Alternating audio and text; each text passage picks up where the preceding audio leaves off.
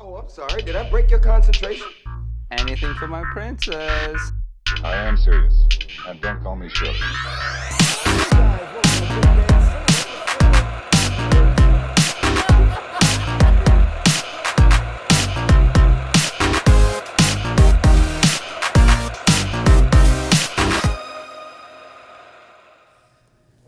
Suave.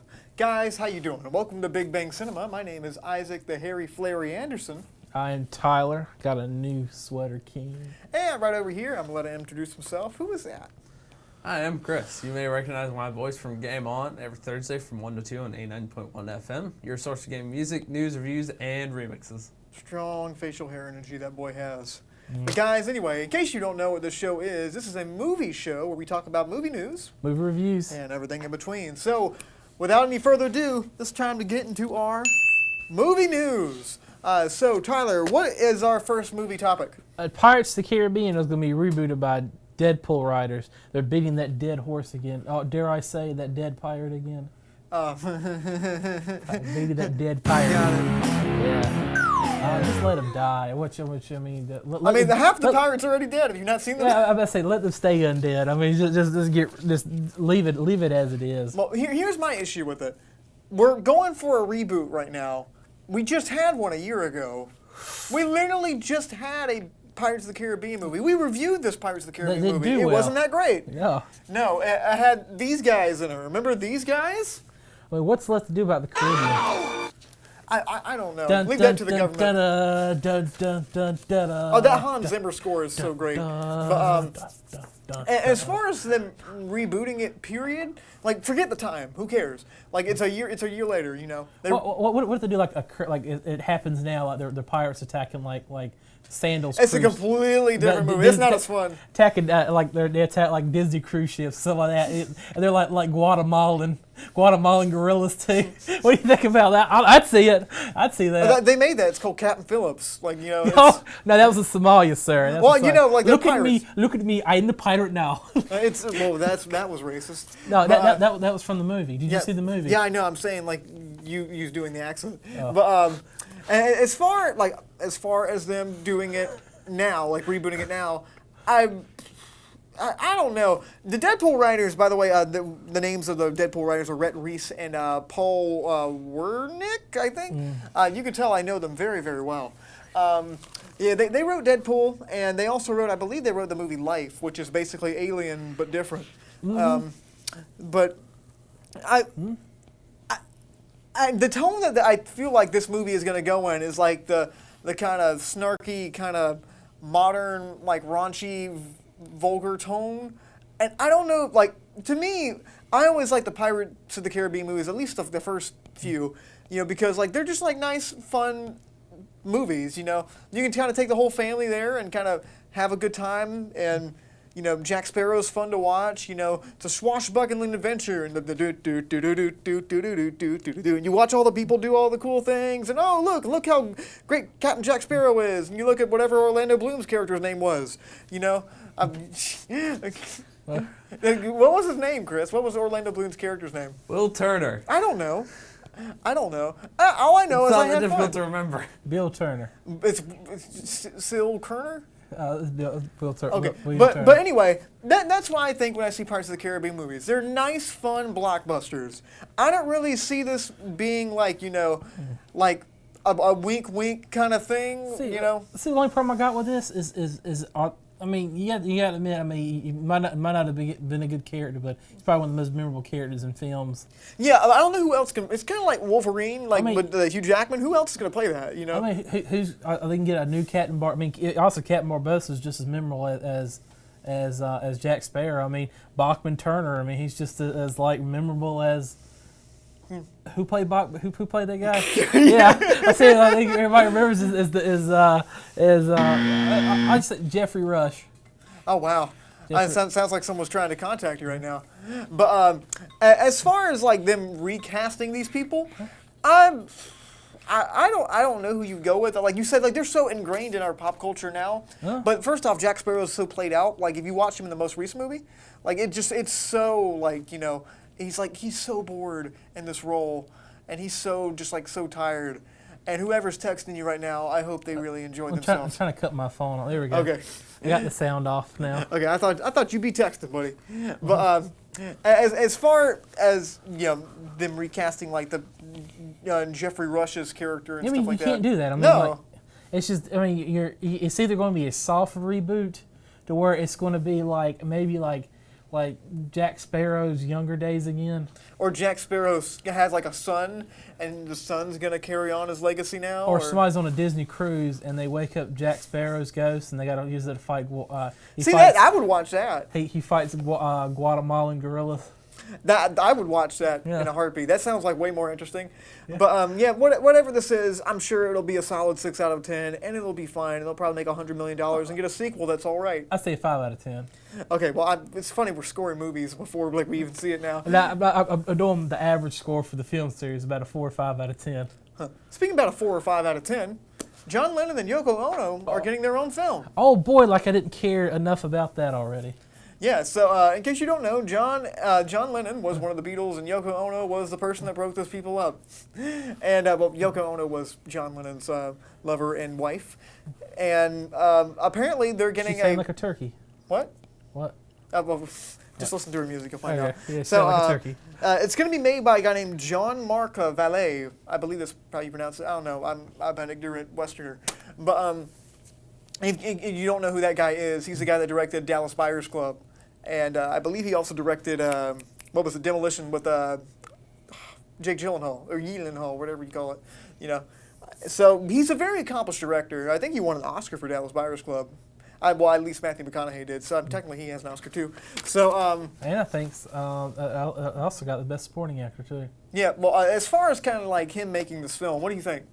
To be honest, I really don't care about this. I mean, I feel like that's a subject that a lot of people today probably don't remember. I mean, I can ask like an 18-year-old who was John Lennon. Oh, he's the guy on those T-shirts, or he's that guy that was with the other dude that's famous now, the old man who's in England who's constantly gets a new wife. And like, yeah, that's him. That could be a lot of people. Yeah, they're like, oh yeah, that's the guy from the Beatles. He was in the Beatles. Oh, Are you talking about Mick Jagger? So I just felt like this would have been cool probably like 1980 or like 1990. And he died in 80. Yeah, I mean, it would have been a good movie like that had like his life Too story. soon. Like they're right after there, like 2000. I mean, we're back in 2000 when the whole Beatle craze kicked off again. Mm-hmm.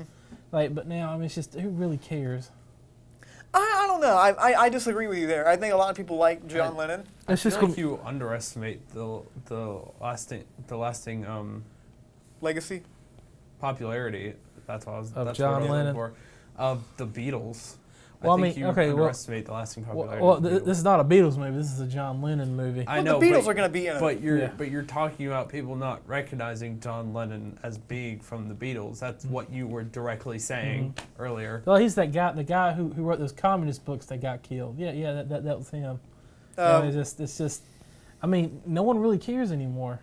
Well, I mean, they'll probably get a poster, get a T-shirt, but no one's ever gonna really care enough to go watch the movie. I do agree that a lot of young people just wear around Beatles memorabilia and John Lennon shirts and listen to John Lennon music and don't know who John Lennon is. I do agree with that. But as far as like delving into his life and his relationship with Yoko and kind of like how he left the Beatles and like what he did after the Beatles is interesting to me. And I think a lot of other people are very interested in it. And I think they picked a really good director to do it. You know, the depth he gave those characters in Dallas Buyers Club and, you know, made us care for these people doing, you know, these kind of really sketchy things, but put them in such a terrible circumstance, you know, I thought would be, you know, it was really interesting in that movie. And the way he treated the characters in Demolition, you know, some of the symbolism was a little heavy in that movie. But I don't know. I'm really excited to see where he goes with this. But Well, I know where it's going to go. I know how it's going to end. So. well, Spoiler alert. The last person that killed John Lennon was Jared Leto's character that he gained all that weight for. So Yeah. I don't know. They probably won't bring him back. He probably can't gain all that weight. But as far as kind of like who do you want to play John Lennon or Yoko Ono? Danny McBride and somebody versatile, Keira Knightley. Keira Knightley? Yeah, so really versatile. She's not even like she's not Asian. I don't want to like make it a racial casting. Well, yeah, but like you can't really make that up. I mean, you can't. you can't go make, what's his name, Neil Armstrong, Chinese, and that's just not how it works, I was about to say it's like the casting for the quick flicks that y'all were talking about last week. Yeah. It's like the whatever the. The lack of diversity because it was a bunch of white guys in NASA Yeah, in the but 60s. that's who worked at NASA in the 60s. Was a bunch Yeah, of white I mean, you guys. can't really do that, but like, Well, I'm trying to make about this, I literally just named the two names that just popped off in my head. Okay. That's how little I care really. I mean, I don't even like John Lennon's music. I didn't care about him. I didn't care about anything about John Lennon. wow, you're going to get so much hate from all the Paul poor people that McCartney- watch this. Paul McCartney was the one who had talent. Well, he was the most successful solo artist of all time, and John Lennon was But kind of just behind. because you don't care doesn't mean other people won't. Yeah, I Oh. care. I know a lot of people that would care. This seems like an interesting film. I just don't care about him. Okay. Well, speaking about don't care, Pinocchio is getting a stop-motion film made by Guillermo del Toro. No, I do care about that. I will watch that. I mean, I don't. Guillermo del Toro can make a stop motion picture about going to the dentist, and I'd watch that. I mean, I'm sure it's on there somewhere. I'd watch it. I'm serious. I would watch it, but I'm excited. I'll watch it. I mean, is it going to be Disney? Is it going to be private back? This is going to be a Netflix film, Netflix film. which are, at the current time, Disney still has ties with Netflix. So apparently this is going to be, one last stand for Disney's Netflix thing because they're doing another streaming service. I think they're going to take all their movies off of that. But yeah, we haven't seen a Pinocchio film in over a few years, so it's time for another one. A stop motion one at that. I mean, is it going to be like claymate, or is it going to be like I don't know. puppet? Is it going to be a puppet film? Oh my gosh, that'd be cool, wouldn't it? Well, I think this is Where really. they're all puppets. I think it's really neat because my biggest thing with these new reboots of old properties like this, they're either like a Blade Runner 2049, like a director with a vision and going in there and making a piece of art and try to make something completely new, like Mad Max Fury Road, Blade Runner 2049, or something like that. Or you get just like like I always say, the chilies of movies, and that's when you get like the really unmemorable ones like Total Recall and stuff, and then you get one that just falls completely flat on its face. So I'm hoping this one's not going to be that, where they just go too far in the other direction, Can you give me an example? And can you keep the pattern of naming Philip K. Dick stories too? Well, you can just go to your local cinema. You'll probably find a few reboots that don't work. You literally just named like 2 movies in a row that he wrote. Yeah, I know. Well, but you know what I mean. Like Yeah. your reboots of popular films. Oh, look. There's tons of them. Like you get like a Ben-Hur that doesn't work at all. That Pinocchio face right there is just perfect for Isaac's reaction. Just Yeah, it is. yeah, Like, whatever. Yeah, whatever. Yeah, even Philip K. Dick, whatever. Even the nose is right. Shut up. Okay, that was good. I have to give you props on that. Yeah. It was Good job. Okay, but Thank you. Ballistic Jill Torso, as we call him, that was a funny meme. He's I really like the way his style is so it's so kind of weird and That gets me every time, man. oh Yeah, but Ballistic Jill Torso, that gets me every time. okay, well I really like the style. If you've ever seen the Hellboy movies or anything like that, you can really see that he has a really good grasp on fantasy, but still kind of grounding it in somewhat of a believable reality. Oh, by the way, did you post the new Hellboy trailer? No, I did not. You didn't. No. Okay. Okay. Well, we'll talk about that another time. But yeah, Guillermo del Toro. I'm very excited to see what he does with this because maybe it'll be like children's-esque kind of thing, or maybe it'll be like a PG-13 or something like that. I'd say he's got imagination. That's all. I'm really excited for it. Yeah, and he's got like a childlike enthusiasm for his films. I don't know, Chris. Do you have any opinions on this? What do you think about them doing a stop-motion Pinocchio? I mean, I never really watched Pinocchio when I was younger, nor have I really seen many Del Toro. Mike's still muted. I apologize. Oh my goodness, it's okay. I We apologize, just listened to but- the sound of silence. Basically, can you reiterate what you just said? But I didn't watch Pinocchio when I was younger, nor have I really seen any Del Toro films Okay. that I can think of. So Okay. Well, I mean, I have no particular opinion. don't on worry, this. it's in good hands. You didn't see the Fish Bang movie? No, I didn't see the Fishbane movie. Oh. Okay. Well, yeah, that's another. Don't Google that, but you know the one he's talking about. Speaking about not watching it, Terance Malick is doing something really interesting. And before we go any further in this topic, I want to say this is a little bit of a different topic for us, just because I saw this prepping for the show. God, that scares me. That's Johnny Greenwood. So this is a little bit of a different topic, but doing research for the show, this is way too interesting of a thing not to talk about. I'm curious to hear what you guys have to say. So Terance Malick, the director of The Tree of Life and a bunch of other movies that like were super long and atmospheric, he's doing a VR experience with. Oh wow, it's creepy with the chain over his face. Yeah. He's doing a VR experience about the life experience from birth to death. And Johnny Greenwood from Radiohead, he's also an accomplished film scorer. You know, he's doing the score. So this is a virtual reality film. It's a virtual reality Terance Malick film. Is it gonna be for the PlayStation? I don't know. It'll probably be like well, the thing that really got me about this. I ain't paying money for Scorpio to go watch this. This is kind of what I'm trying to get at is the VR experience is kind of something that's coming out recently, and they've done different things. You get like the Twin Peaks VR experience. You get like the whatever VR experience from all these different places. You can go to different places. They have the Blade Runner VR experience. This one's going to be a little bit different. Like this is kind of a new way, like experience to watch a film like in this way. I don't know. With Terance Malick doing this it's kind of. I got to say I'm kind of interested in it. You know I don't know if it's going to be like the most exciting thing or whatever, but it's definitely super interesting. I don't know. What do you think about it? I don't know too much about it to really say much about it. I mean, I guess the VR experience for a full-fledged film, I guess that would be interesting. Like you have like water like squirt at the back of somebody's seat, and like they do at Disney World. No, King's Dominion. Oh wow! No, don't compare Terance Malick to King's Dominion, right? Oh, they do the smell-o-vision and everything over there. Well, and as far as I can see, this is going to be kind of. I guess it's going to be like. I mean, are they going to give us 3D headsets in the film, or is it going to be like a streaming film where you just download it and watch it? I mean, I imagine it's going to be like any other VR thing. Like you download the thing, you put it on, and you can like kind of choose your own path, but like it's kind of still in the same narrative and storyline. And it's going to be, I imagine it's going to be kind of like ethereal and kind of, real atmospheric, like all his other films. Something like Hard Rain. Well, it's going to be so different from anything that I really know of. And Johnny Greenwood's score also really, I imagine is going to add to it a lot, because Johnny Greenwood, in case you don't know, he did the score for There Will Be Blood. He also did it for Phantom Thread, even though I didn't like that movie too much. It was, the score was great.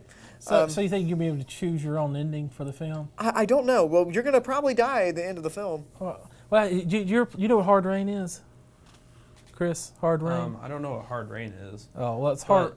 But this does seem interesting, like with the VR element spreading to other venues, because the place where VR is biggest right now is generally video games. There are a lot of like games that are re-releasing in VR. There are a lot of games that are releasing like only in VR, that sort of things. And so to see it, like, I haven't really heard of the sort of VR experience type thing until now. And so to see it come into sort of like full-fledged movies is interesting. Yeah, it's really exciting, right? It's interesting to see like how they're gonna do it, because obviously with the film it's gonna be a like on-rail story, and if they sort of put you in like the position of the main character, it's gonna it may be difficult to portray that and that sort of thing. And also, like one basic thing of movement in VR, that's always been a difficulty, because I do remember a big issue, especially when VR first came out, is that if the player is moved, without like their own volition, or like in a way that doesn't include them walking, it can cause like nausea, because it's a disconnect between the body and the brain, that sort of thing. Yeah. I don't know. I'm super excited to see. Epilepsy. Oh wow! Hopefully nothing like that would happen. But as far as kind of like where this is going to go, I'm very excited to see kind of how this turns out and where this is going to take movies in the future. Maybe this is going to be like a stupid fad thing like smell-o-vision. Tyler, what were you saying? Oh, I said epilepsy means like people are prone to having seizures. I think he knows what epilepsy means. But what does this have to do with that? Where did epilepsy come from? I said because we were talking about the whole movie experience about people getting sick and stuff, and it could also like trigger people with Guys, in case you epilepsy. want to know anything about the movie reviews that we do or any Just- other movie shows that we do, you can leave a comment at facebook.com/Studio67NCC. We talk about epilepsy another time. So, yeah, it's a serious medical concern. But guys, we're going to take a really quick break, but make sure you stay with us. We got a lot of fun stuff after the break. When it comes to culinary arts, Nash Community College is here to turn your burning passion for food into a career. Our chefs, with over 70 years of highly qualified industry experience, are here to point you in the right direction, teaching and handing down classical culinary techniques that will improve your skills and help you cut your way into the food industry. Gain invaluable experience, vital to cooking and preparing delicious food, served in a personal and creative environment. To learn more about the Culinary Arts program, visit nashcc.edu. It's time to pursue your career in veterinary medicine. Nash Community College now offers an Associate in Applied Science degree in Veterinary Medical Technology.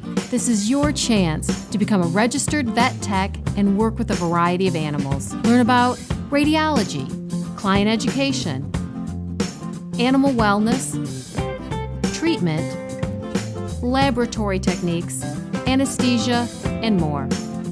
Now accepting applications. Call 252-451-8390 or visit nashcc.edu/VMT today. Okay, guys, welcome back to Big Bang Cinema. My name's Isaac Anderson. I'm Tyler. Guys, there's a lot of cool movies coming out lately. Some of them suck, but some of them might be good. And one of those genres of films that are currently in theaters is the slasher film. And we thought we might talk a little bit about it because Halloween, we are reviewing that this week. And we thought we might talk about the genre and the rise and fall and the rise again of the slasher film. So, Tyler, can you describe kind of like where the slasher film craze kind of started? It started after, I want to say about the late 70s after Texas Chainsaw Massacre. You have a micro-budget film, and a micro-budget film.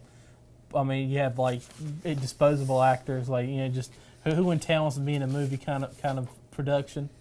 Yeah. So it was, and then you just have like nonstop blood and gore in the film. I mean, that was kind of like a whole real selling point for it. After that, a lot of companies picked up on this, be like, wow, so you can make a movie that cheap.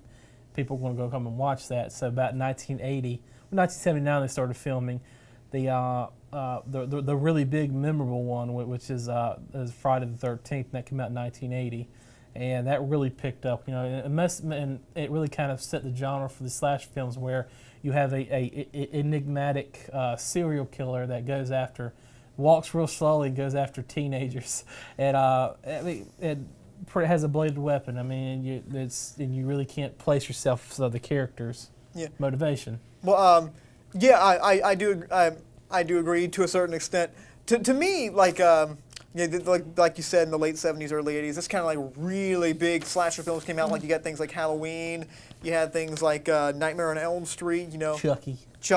You Child's Play. Yeah, you had all these movies. But after a while, that's the thing, and it's still going. But, it started burning itself out. It got to where like a lot they were making constant sequels because they're cheap to make, and then it got to where the film themselves were becoming parodies of the film. Yeah, and it also becomes a very predictable kind of storyline. Like something's loose, it's trying to kill you, you got to kill it. Got away, open it up for a sequel. And that's always kind of the way it worked. But what made the slasher film interesting to me is that it can span over multiple different styles of film.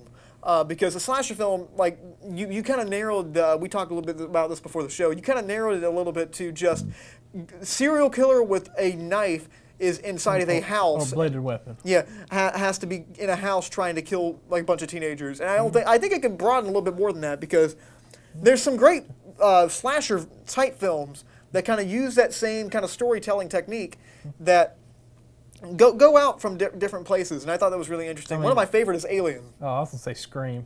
Scream is also a good one, but this one definitely takes it in a different direction. Well, Alien's more of like a sci-fi horror film. Body horror / body horror, space. Well, I mean, they're being hunted by an animal. Well, it's not slasher film in space, is what it is. Something's loose in the ship. It's trying to kill everybody, and it slowly kills off the rest of the crew. You got to kill it. Oh, it's a monster movie. Well, it's a slasher film because you're being chased by this thing. You know, like it's totally a slasher film. So it's the first Terminator. The Terminator's the first. Like, it's a slasher film. I consider that a slasher film. I consider like a sci-fi horror. Yeah, well, it's also like it's using the storytelling technique of the slasher film. Something's trying to get you. You can't understand its motivation. You can't understand what it's doing. You can't reason with it. You got to run from it and got to hide from it as your friends get killed off, and you got to kill it afterwards. Well, I mean, I see that as more Predator, but I really don't see Alien as like them hiding from an animal. Well, the Predator is also a slasher film kind of thing. I give the Predator first for being a slasher film. Yeah, well, I mean, there's so many different ways you can take this. You know, it's not just like, you know, someone's in the house that's trying to kill you. You can take it in a lot of different ways, you know. So, I don't know, what is your favorite personal slasher film? Oh my gosh, I really don't like them that much. Gosh, it's really hard because I really don't. They're all kind of the same. Yeah, I mean, you're picking one. You've seen one, you've seen them all. That's what I'm kind of. I really don't have a favorite one when it comes to slasher films. Well, Chris, do you have a favorite slasher film? I take it back. Scary Movie. Scary Movie? I don't count that. I mean, not really. Happy Death Day. Happy Death Day? Really? Yeah. No. I mean, one I can think of off the top of my head that's like most memorable is like Nightmare on Elm Street. Yeah. That took the genre in a kind of a different direction. Took it in the dreams. It's not so much like somebody's in the house. It's like somebody's in the dreams. You can't really stop that. You can't really escape. You can't really escape, no, because like you always got to fall asleep. You know, it's always the most terrifying. So, what do you think? Like, because now we get different movies, you know, that kind of follow that same slasher mentality, like the kind of storytelling technique. What do you think made people want to come back to that after we got so played out with it? Budget. Yeah, I totally agree. That's exactly why we went back to slasher films, because they're cheap to make. We had movies like Don't Breathe and It Follows and stuff like that. Okay, you know. I wouldn't say It Follows was a slasher film. Okay, but like, kind of, you know what I'm trying to say. Supernatural horror. Okay, but you know, we're kind of going back to that because it's really simple to make. I think we're getting back to more of a simple storytelling kind of technique. I've actually said about this on the show not too long ago. I said we're on a new golden age of horror films because we're in the Blumhouse era, yeah. Because you're getting director passion. You get small time directors with their passion films. Yeah, and also, I mean, we're going back to the simplicity and the storytelling. We're not over convoluting things, you know. Mm-hmm. Blumhouse keeps it simple, and I think they're the big reason why those big things are good. So anyway, guys, thanks so much for watching this week. Really do appreciate it. If you want to leave us a comment, you can go to our Facebook.com/Studio67NCC. Love to see a comment and/or anything in the comments from you guys, as long as it's all good, PG-13. You can kind of leave it in that. But anyway, guys, next week on Quick Flicks, we are going to be reviewing mid-90s Jonah Hill's directorial debut. Very excited about it. And that sounds great. Tyler's extremely excited about it, too. I remember the 90s, so nothing's really going to surprise me. But anyway, guys, I really do appreciate it. And also, if you get the chance, Quick Flicks is coming up tomorrow, Friday, at 9 o'clock. We're going to be reviewing Halloween on that, the new one with Jamie Lee Curtis and a bunch of other people. Oh, that was good. Okay. That was good. Okay. Yeah, because that's about what I described the movie as. Jamie Lee Curtis and those people. Yeah, and a bunch of other people. But anyway, guys, thank you. My name's Isaac Anderson. I'm Tyler. And I'm Chris. Stay lovely, guys.